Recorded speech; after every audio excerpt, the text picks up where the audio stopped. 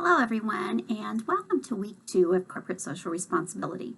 I'm Kay Osborne, I'm your instructor, and I just want to talk to you a little bit about our subject for chapters 3 and 4, and that's stakeholders. Stakeholders, not to be confused with stockholders. Stockholders are those folks who own a piece of the business, and stakeholders are people who are affected by the business.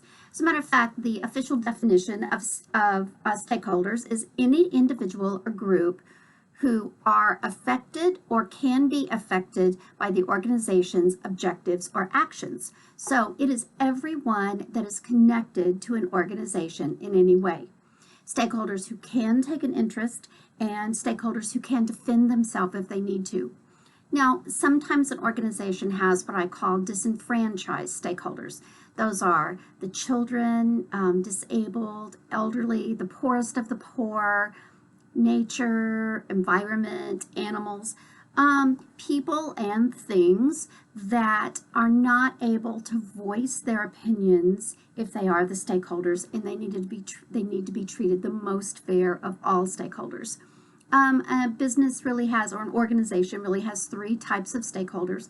Internal stakeholders, those are normally the employees, the board of directors, the people inside running the organization. Second, they have an economic interest, or an economic stakeholders, those people who in some way either give money or take money from the organization. And finally, those societal stakeholders, those people surrounding a business who have no contribution to running it, do not make any money from it, but are still affected by it. So those are things like those disenfranchised stakeholders. If we're talking about Drury University, and internal stakeholders would be the board of trustees, the staff, the faculty. Economic stakeholders would be certainly students who give money to Drury, vendors, people Drury pays, anyone who gives or takes money from Drury. And societal stakeholders would be the neighbors to our campuses, people who've earned a degree from Drury, people they affect, like their students or their co-workers, anyone who surrounds Drury and is affected by any decisions they make.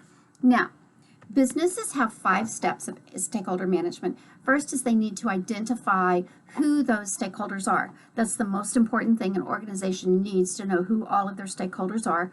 Second, they need to analyze issues, figure out what the issues are, both good and bad, prioritize those issues, act on those issues, and then evaluate and repeat necessary issues. I hope you all have a really good week. I think the reading this week is really interesting. I enjoyed your videos last week. I finished watching all of those. Today I'm going to be reading your discussion forums, your written discussion forums. I will send each of you feedback. As always, please feel free to contact me if you have any questions and concerns, and I hope you have a really wonderful week. Thank you.